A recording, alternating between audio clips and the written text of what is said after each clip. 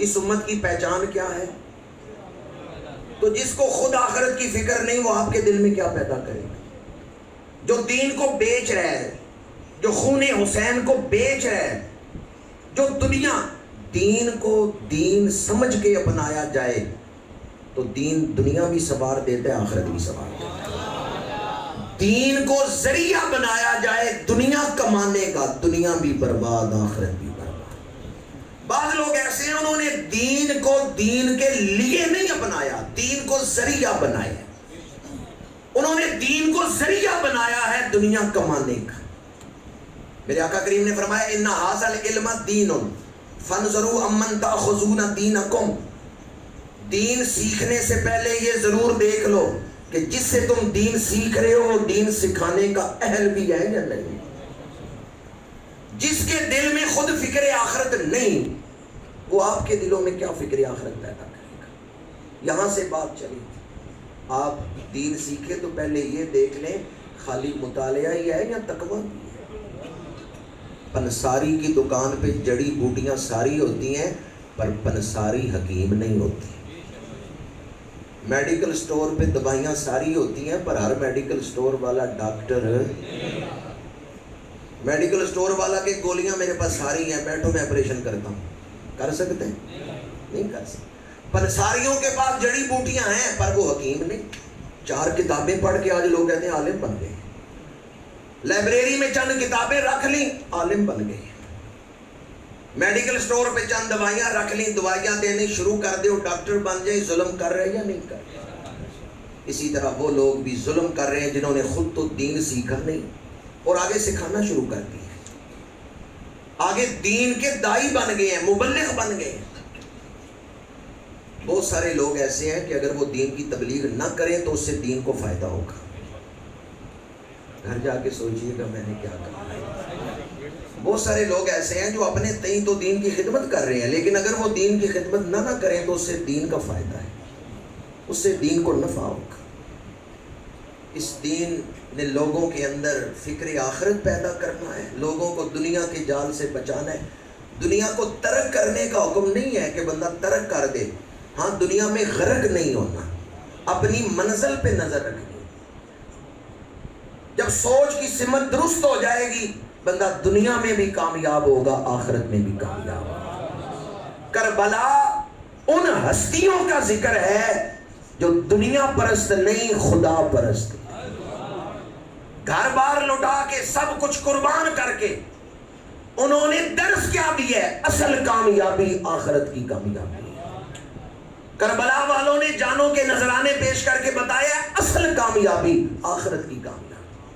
اگر معاذ اللہ شہدائے کربلا کے نزدیک دنیا کی کامیابی اصل ہوتی تو کیا وہ جانیں لوٹاتے؟ جب وہ خوش دلی سے جانیں لٹا رہے ہیں۔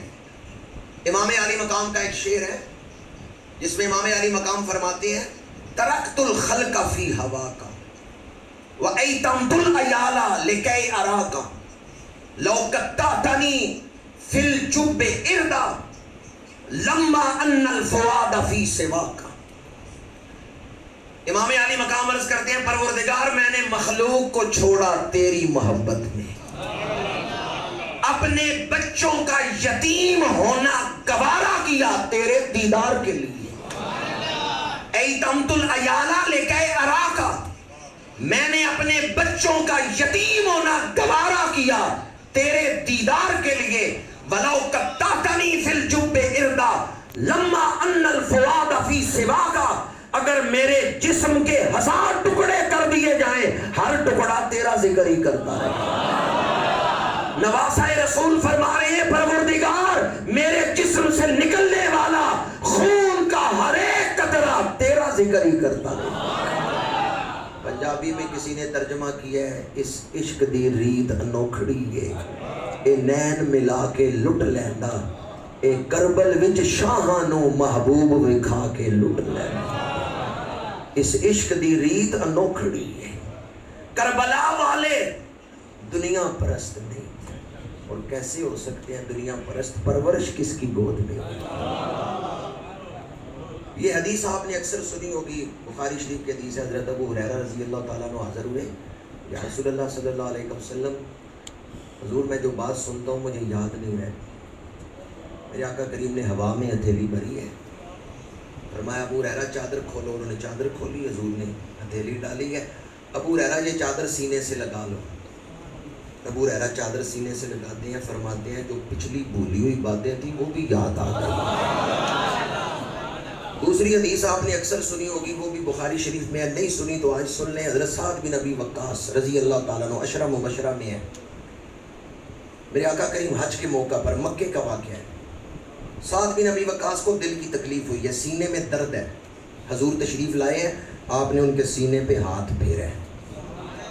سعد بن ابی وقاص جب یہ حدیث روایت کر رہے تھے تو فرماتے ہیں اس وقت بھی دست رسول کی ٹھنڈک مجھے اپنی چھاتی میں محسوس ہو رہا ہے. اور سعد بن ابی وقاص کہتے ہیں جب حضور نے میرے چھاتی پہ ہاتھ پھیرا ہے نا تو درد دور ہو گیا ہے, بیماری دور ہو گئی.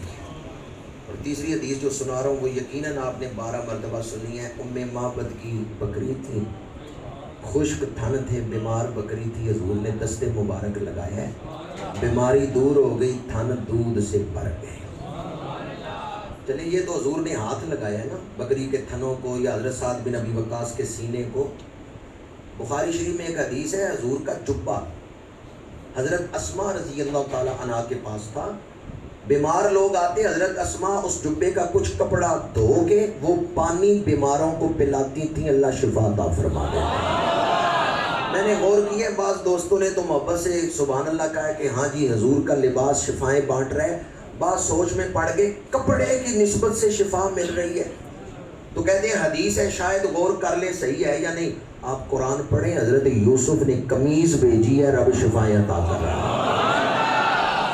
حضرت یوسف کی قمیض سے شفا ملتی ہے, تو جو امام الانبیاء ہیں ان کے جبے کی شان کیا ہو. سب سے اولا و اعلیٰ, سب سے بالا و والا. جو بات میں عرض کرنا چاہتا ہوں, حضور کا ہاتھ لگے بیماریاں دور ہو جائیں, حضور کا جبہ دھو کے پیئیں بیماریاں دور ہو جائیں. کربلا میں وہ ہستی شہید ہوئی ہے جو دنیا میں آئے تو سب سے پہلے دنیا میں آ کے غذا کیا استعمال کی ہے. حضور نے گود میں لیا ہے, اپنی زبان امام علی مقام کے منہ میں ڈالی ہے. دست مبارک کی بڑی شان ہے, جبہ مبارک کی بڑی شان ہے, پر زبان کی شان کون بیان کرے جس زبان پہ خدا بولتا ہے.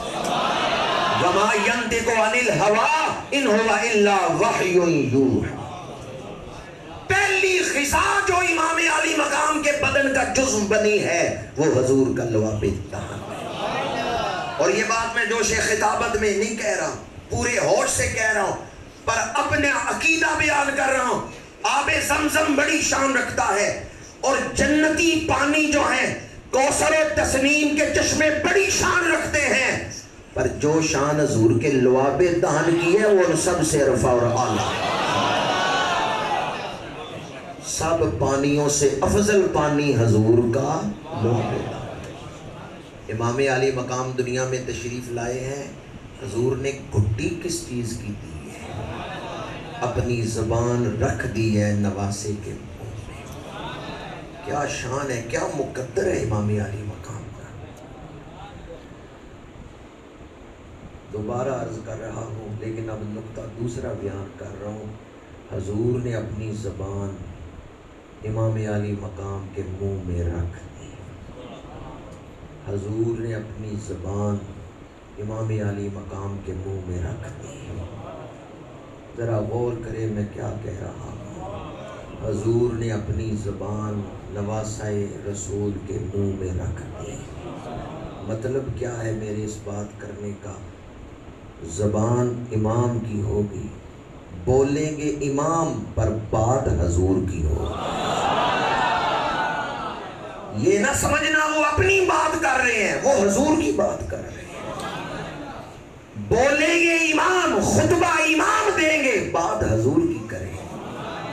ان کے منہ میں حضور نے اپنی زبان رکھ دی. اب کیا خیال ہے آپ کا, جن کے منہ میں حضور اپنی زبان رکھیں, اگر انہیں کہیں کہ یزید کی بیعت کرو, کریں گے؟ یہ انکار کون کر رہا ہے؟ زبان حضور کی ہے, انکار حضور کی طرف سے.